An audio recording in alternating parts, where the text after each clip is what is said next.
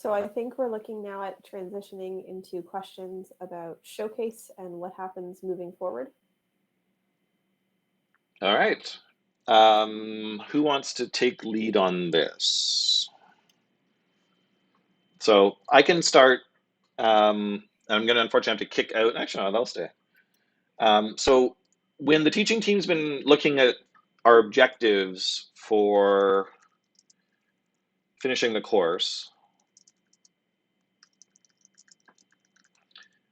here are a number of the ones that came up that we want to be very cognizant of.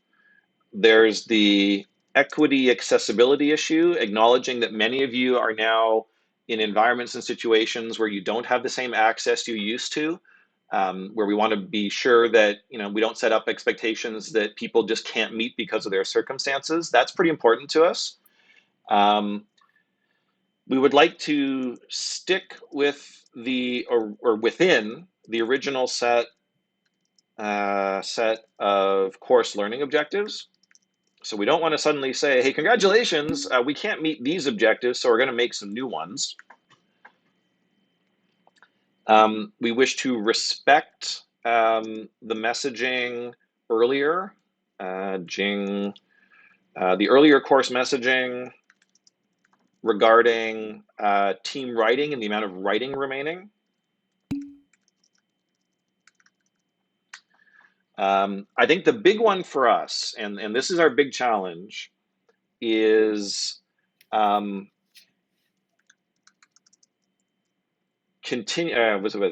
language here is a little, we're still working it out. It's trying to ensure positive community. So promoting positive community. And what I mean by that is for some of you, the people you're working with, working in a team has been really good and positive, and it's provided you with a lot of, a community that you can stay with through all of the challenges. Others are having different experiences. And so we want to, for those where working together has been really positive and helpful, keep that. For people where it's been less so, we want to provide an alternative that works given the circumstances. We acknowledge, so one of our objectives is to, we've used the word disentangle a little bit. The idea, where possible, the idea, and you've seen it earlier about trying to reduce the required interconnections. Teaching team, I believe that's our major set of objectives.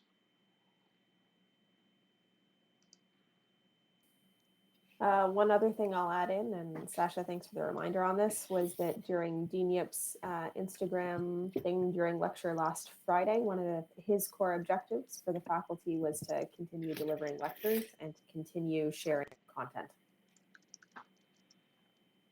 So continue delivering. Pardon me? Continue sharing content or experiences.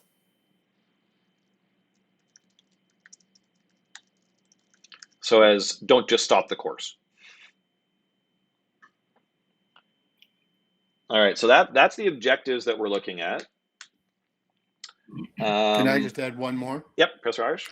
One more thing that I would just add is that we have been asked to do this collaboratively with you as students. So one of our objectives is to make sure or not collaboratively, consultatively, I think is the word the Dean used. So we're asked to consult with you. So we're trying to make sure we're doing that in a way that is honest and has integrity.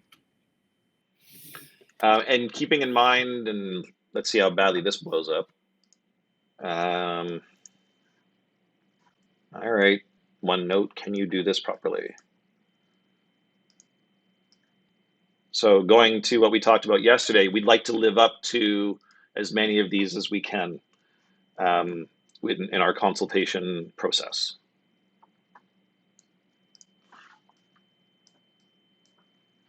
Okay. All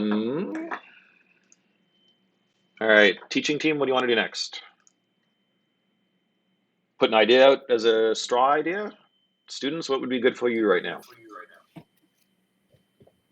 I think for from my perspective, sorry, and Rob, I can see you were just about to come in. It would be really helpful to have a sense of what your concerns about beta are so that we can bring them into our plan.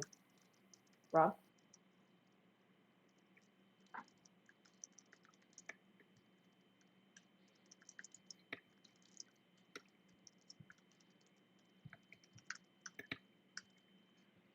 I thought we were moving past beta at this point to kind of talk generally about where things were headed. So you want to specifically focus on beta? I'm not seeing beta as I'm thinking. No, I thought we were talking about the rest of term. Yeah. Okay.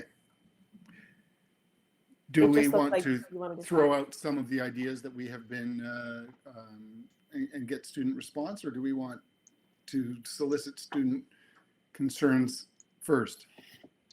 I'd like to go to a comment that was just made. I don't feel like my team has much more to do after beta.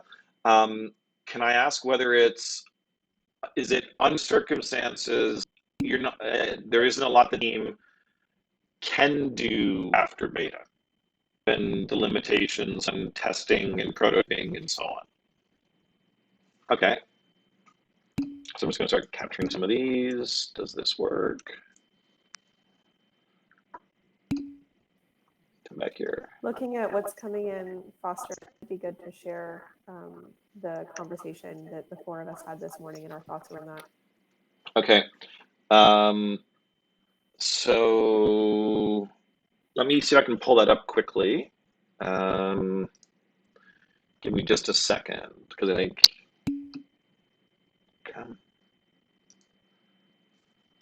There it is. All right, give me just a second. I'm going to post something in that I think will help with what was just raised. Let's see if we can do that.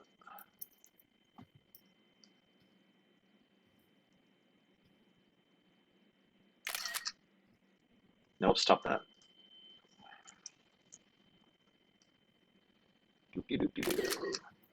All right, OneNote, you can do this. Upload to insert as attachment, insert. All right, what I'm trying to do is, we had a discussion about the difference. I'll just start to type it, I guess.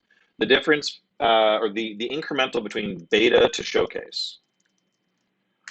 And the items that came up were detailed design work, in the sense of that fractal idea where, you have your high level concept. I'm going to do a suspension bridge, or I'm going to do a cable stay bridge, down to, here's the particulars of the cable I'm going to use, or here's the particulars of the mount point. So detailed design elements, and not a huge number because there's like a ton, but a bunch. Certainly verification, and this is where verification, where the fidelity of the prototypes comes in, or the use of more advanced tools, finite elements and such, usually along multiple dimensions. So not just testing one or two pieces, but testing them in different ways. So we had that. We also had validation. Again, usually somewhat limited, but present.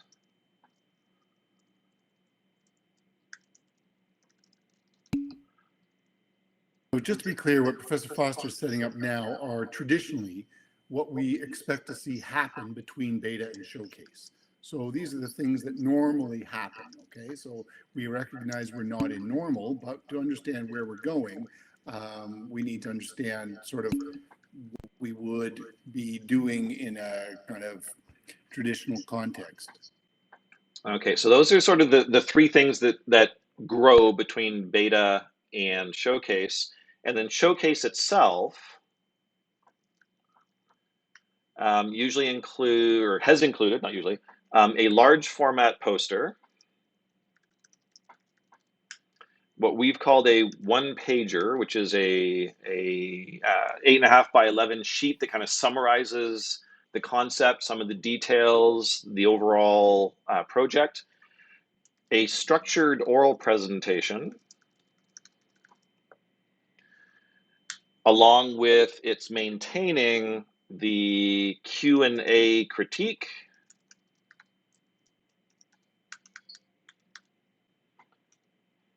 and sort of just the general ability to talk about your project.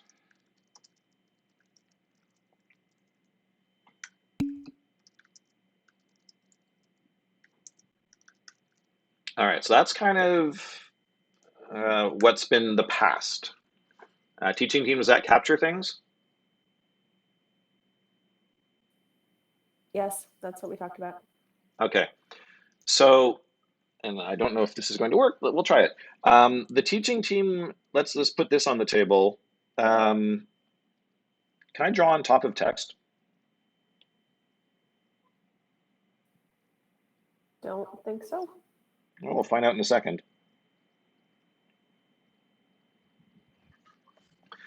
I think we like to say the large format poster is out.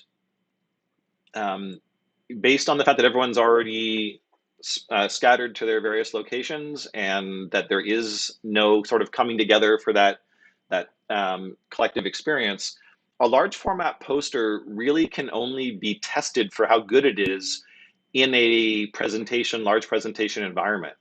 So for you to create a large format poster on a small screen, we would then be looking at it on a small screen.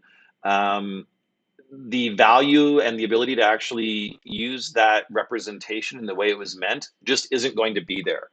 So we've come to the internal conclusion that keeping the large format poster doesn't make sense.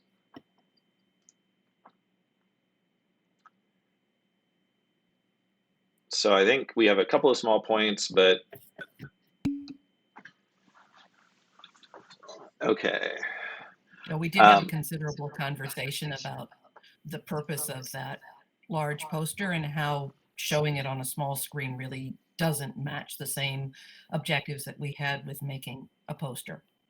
So in a sense, it's not just can you make a large format poster, but can you make and use a large format poster in an interactive setting? And that part's just not going to happen. And when you lose that setting, you lose the point of the poster. As much as I love those posters, they're always great, but it doesn't make any sense. So we're now thinking about what are the ways and alternatives to that. So I think we're ready to talk about that, right, Jason? Mm-hmm. And as we just highlighted, the one pager we would like to keep and effectively have it subsume the value of the large format poster. And the one pager, you can kind of imagine it as, I'll see if I can try to sketch sort of something like it. It's like the elevator pitch in 8.5 by 11.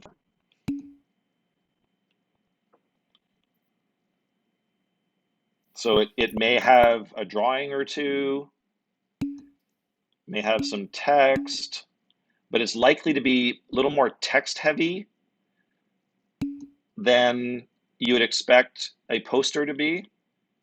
But it can still have drawings, it can still have graphs and things, but it's a single 8.5 by 11 page that you can see on a single screen. So somebody in the comments is saying, what about infographics? Sure, we've had really great posters, it's not posters, one pagers that have been kind of infographic in design. Now, this doesn't necessarily apply in your context.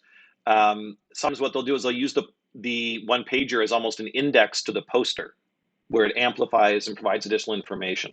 But so we'd like to keep the one pager.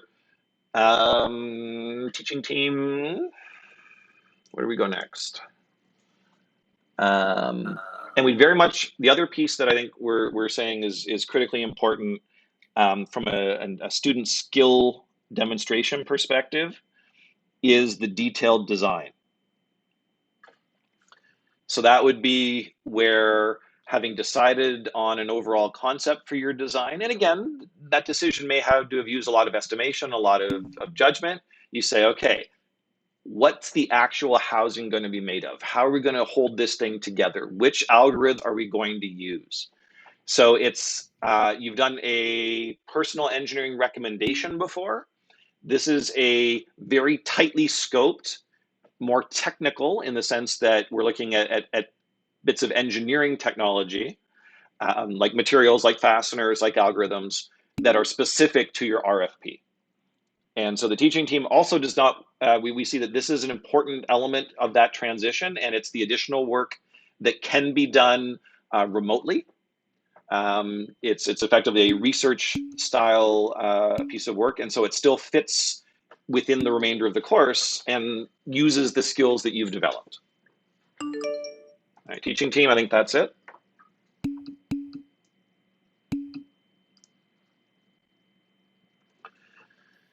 To the response, is the one pager supposed to summarize our entire project? It's summarizing your recommended design concept with context. So there's probably another C in there. Recommended concept with context. The key thing is to focus on the final design, not to focus so much on the process with the one pager. So whereas beta this week, you're probably focusing much more on how you've gotten where you've gotten. But with the one pager, you focus on what that final idea is and why you think it's a good one. And to the question, wait, are we supposed to have even more data and verification past beta for the showcase? In our discussions, we kind of said, you know what, you don't have to, but you well, and this is one of the decision points. One of the thoughts was to say, okay, each member of, so this is not going to be green, each member of the team is responsible either for some validation work or some detailed design work. So you can say, I'm going to focus on actually trying to do an experiment, or I'm actually going to try to do, because where I am, I have access to things. Others are like, you know what, we can't get more data, it's not feasible, but we can decide which mix of concrete and aggregate, or a binder and aggregate, what our ratios are going to be when we build our structure out of the concrete we've decided on.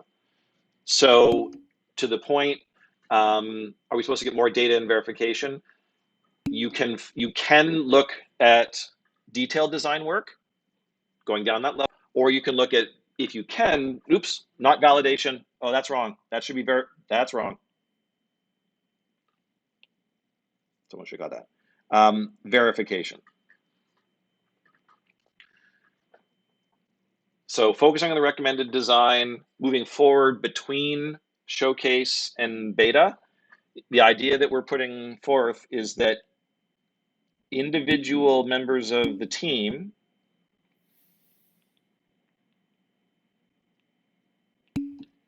choose to either do some of this or some of that, depending on circumstance. Teaching team, does that match our discussion? Yeah, that matches our discussion. I'm seeing concern in the chat about the challenge of getting any further than people already are. So when you're getting to a level of detailed design, one of the things you can do is you can say, assume X, and based on that assumption, we're going to make this decision about, we're going to look into this decision about some material properties, or the user interface, or something like that. And so then you can do some detailed work on that. And you can do a lot of that by research.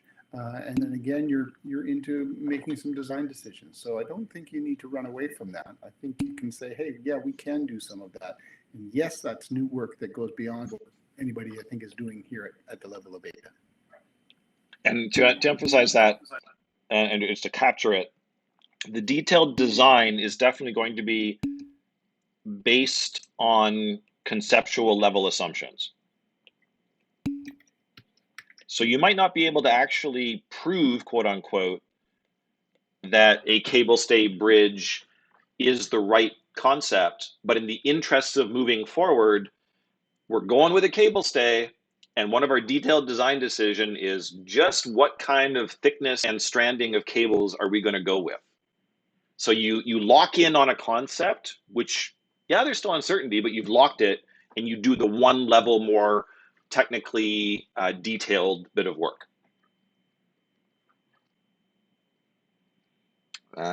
Just looking at notes. One of the considerations we're trying to bring into this is an understanding of which of you can continue to function as teams and which of you can't. We know with different limitations and where people are located in internet connectivity, for some of you, it may be extremely challenging, if not near on impossible, to continue functioning as teams. So that was one of the reasons the email went out last night. I'll just put in a quick pitch that if you have not emailed your teaching team about beta and you are in a situation where continuing as a team is extremely challenging, if not impossible, please make sure to do so as soon as you possibly can. Copy me on that email. But we're also trying to keep that in mind as we look forward to whatever Showcase will turn into.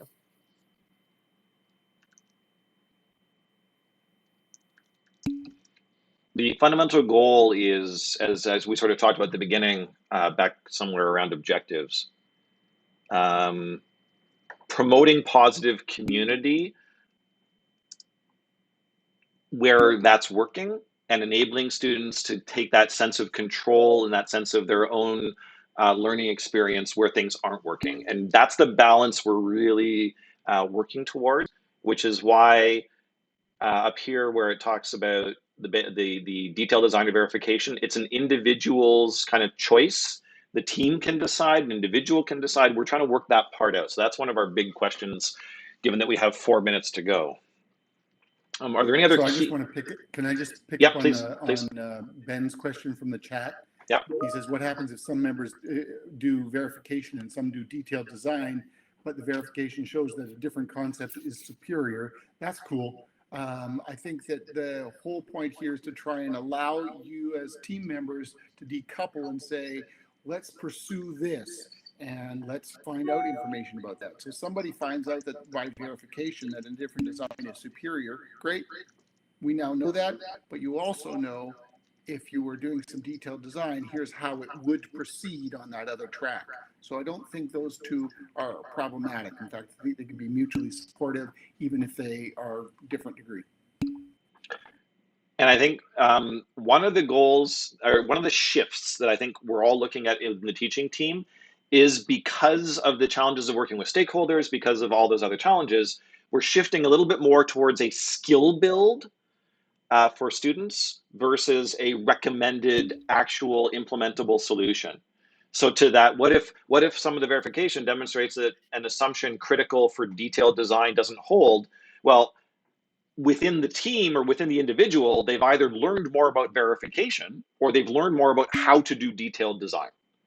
And so from a skill build for future design courses, the win has still happened, the learning has happened, even if from the point of view of recommending to an outside stakeholder for an RFP has had to be dropped a little bit.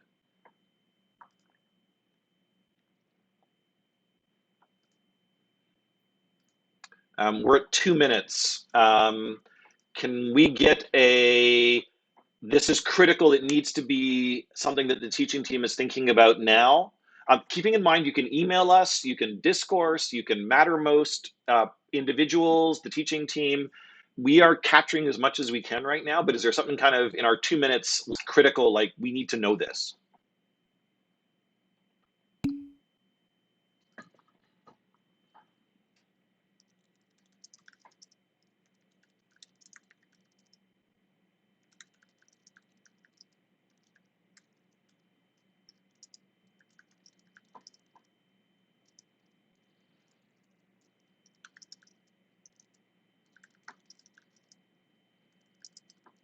Teaching team, we got anything?